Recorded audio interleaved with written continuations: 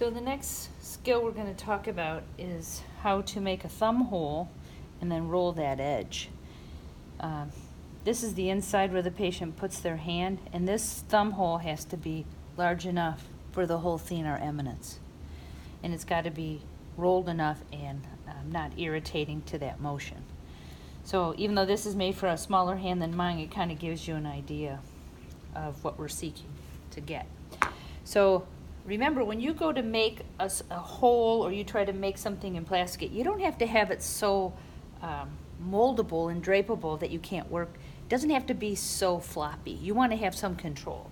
So you can put it in the water, and you're not going to wait till it's so soft that it turns into like a slippery putty in your hands. You just want to make it so that you can actually do something with it.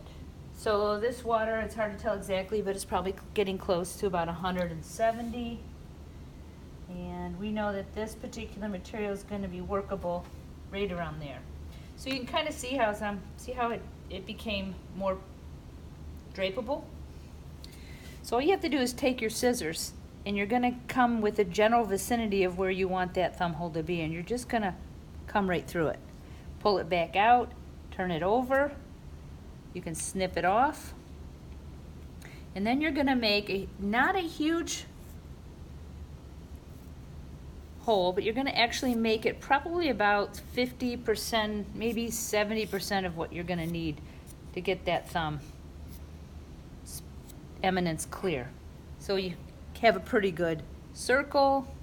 Your hole's ready. Pop it back in the water, clean up, dry off a little bit, be patient.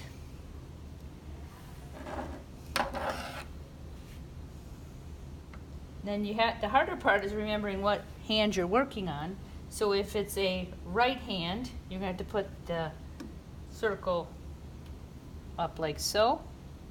If it's a left hand, up like so.